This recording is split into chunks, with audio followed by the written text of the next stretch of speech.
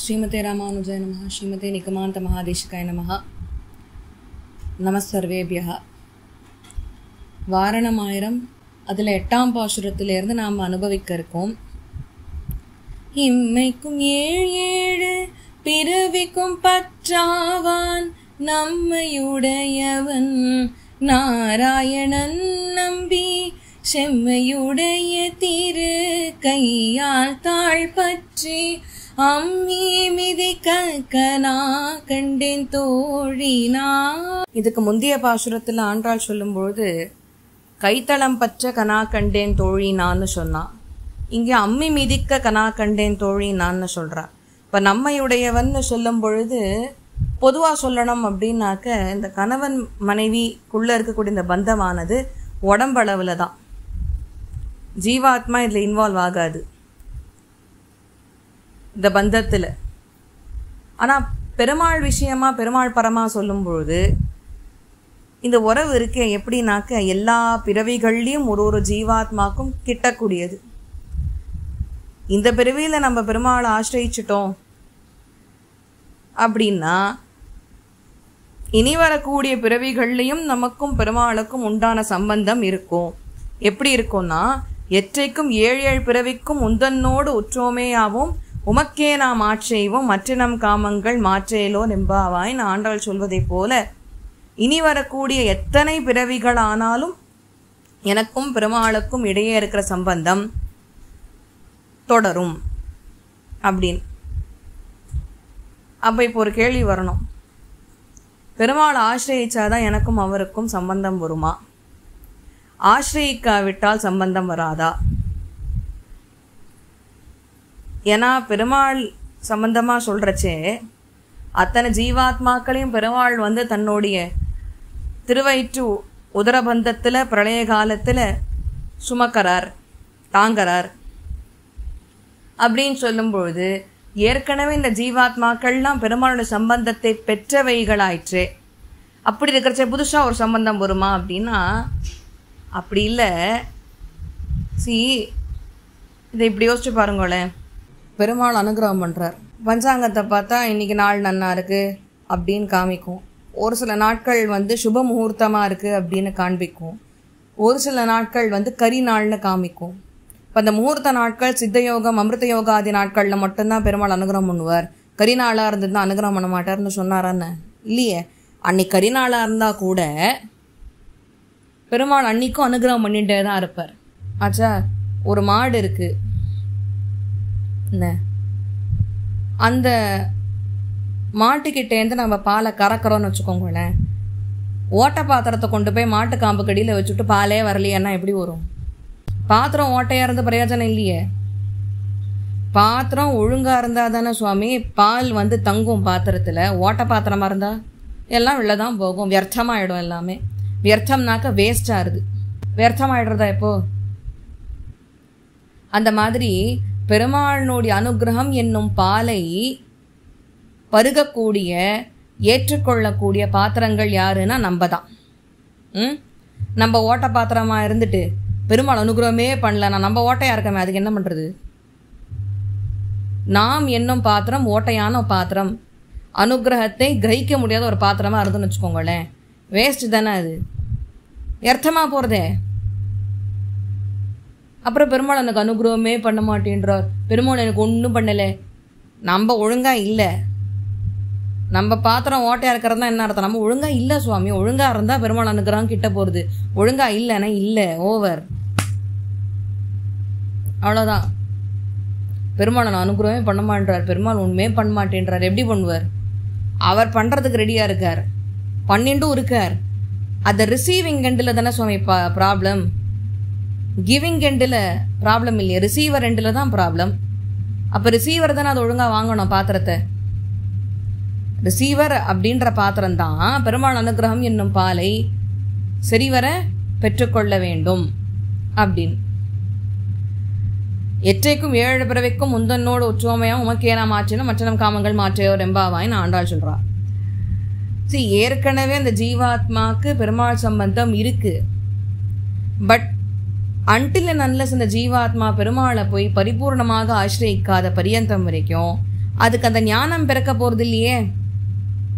பெருமாள் இடத்துல போயிட்டு சரணாகதி பண்ணி பரண்யாசம் பண்ணிண்டாத்தானே பூர்வ ஜென்மாதிகள் அது பண்ணின கர்மங்கள்லாம் அழியறது.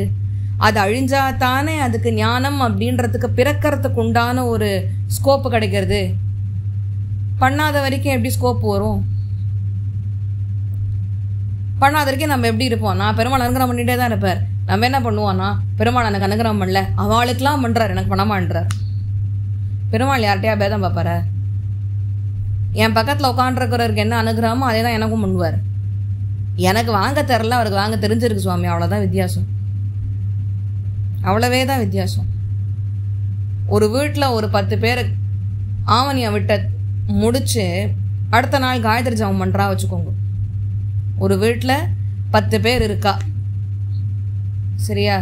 அந்த 10 பேருமே ஸ்ரத்தையா கரெக்டாக பர்ஃபெக்டாக அந்த காயத்ரி ஜபத்தை எப்படி பண்ணணுமோ அவள் பண்ணுறா. பண்ணினா என்ன ஆகும்? காயத்ரி தேவி அவளோட பக்தி ஸ்ரத்தையெல்லாம் பார்த்து கீழ் இறங்கி வந்து அவள் அனுகிரகம் பண்ணுறா. அதனால என்ன ஆகுதுன்னா, இவளுக்கு தபசக்தி கூடுறது. சொன்னால் பலிக்கிறதுலாம் சொல்கிறோமோ இல்லையோ, ஒரு சில பேர் சொன்னால் வாக்கு பலிக்கிறது சுவாமி அப்படின்னா அவள் தபசக்தி அந்த மாதிரி இருக்குது. அதே இவருக்கு எதிர் வீட்டில் ஒருத்தர் உட்காண்டிருக்கார். இவர் காயத்ரி ஜபத்தை பண்ண சொன்னால் காயத்ரி காயத்ரி காயத்ரி காயத்ரி காயத்ரி இந்த காயத்ரி ஜபத்தை பண்ணிட்டு இருந்தாருன்னா எப்படி காயத்ரி தேவி மேலே இருந்து எப்படி அனுகிரகம் பண்ணுவா? காயத்ரி மந்திரத்துக்கு உண்டான தேவதை தானே வந்து அனுகிரகம் பண்ணணும். அவள் பண்ணணும்னா நீங்கள் காயத்ரி மந்திரத்தை தானே ஜபிச்சிருக்கணும். இவர் அந்த காயத்ரி மந்திரத்தை சொல்கிறதுக்கு பதிலாக காயத்ரி காயத்ரி இந்த பேரை உட்காந்து ஜபிச்சுட்டு இருந்தாருன்னா காயத்ரி தேவி அனுகிரகம் பண்ணலாம், அப்புறம் புலம்பினா என்ன பிரயோஜனம்?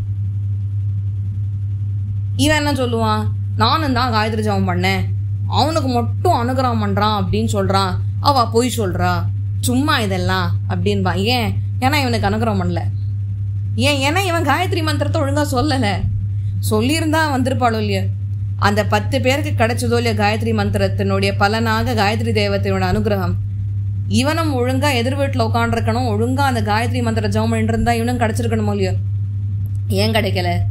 இவன் காயத்ரி மந்திரத்தை ஒழுங்காக ஜபிக்கலை அப்படின்னு அர்த்தம். ஒழுங்காக ஜபிச்சிருந்தா கிடச்சிருக்கும்.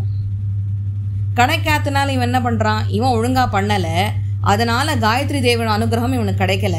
அதனால இவன் என்ன பண்ணுவான்னா, எதிர் வீட்டில் இருக்கிறவன் பொய் சொல்கிறான் பொய் சொல்கிறான் பொய் சொல்கிறான், எனக்கு கிடைக்கல, அவனுக்கு மட்டும் கிடச்சிருக்கு சுவாமி, தப்பு, நான் ஒத்துக்கவே மாட்டேன், அவன் பொய் சொல்கிறான், சும்மா ஊரை ஏமாத்தின்னு இருக்கான், கட்டுக்கதை அளந்துட்டு இருக்கான் அப்படின்பான்.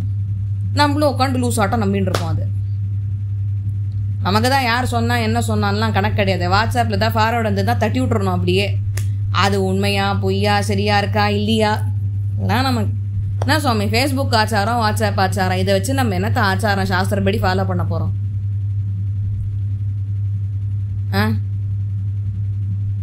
ஆச்சா இப்படி இருந்தால் லைக்கப்படாது. போட்டோம். நம்மை உடையவன் நாராயணன் நம்பி இப்படியாக அந்த பெருமாள் இருக்கின்றார்.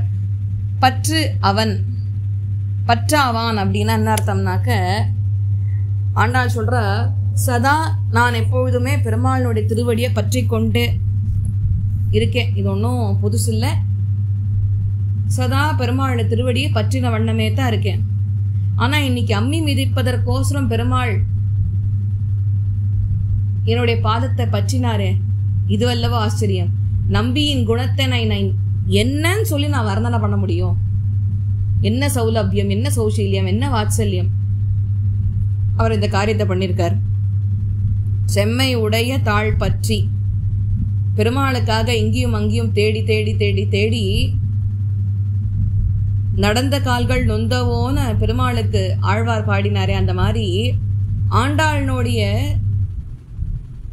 பாதாரவிந்தங்கள் வாடி பெடுத்து நொந்து பெடுத்து. அதுதான் ஆண்டாள் சொல்றா, பாதங்கள்லாம் நொந்து பெடுத்து. ஆனா பெருமாள் அம்மி மிதித்தல் கோசரம் என்னுடைய பாதத்தை பற்றும் பொழுது அவர் கரங்கள் எப்படி இருக்கான், திருக்கரங்கள் பெருமாளுடையது அப்படியே பூவை விட மென்மையா இருக்கான் திருக்கரங்கள். அந்த திருக்கரங்களை கொண்டு பாதங்களை பற்றினாரே, அவருடைய கரங்கள் சிவந்தனவே அப்படின்றா.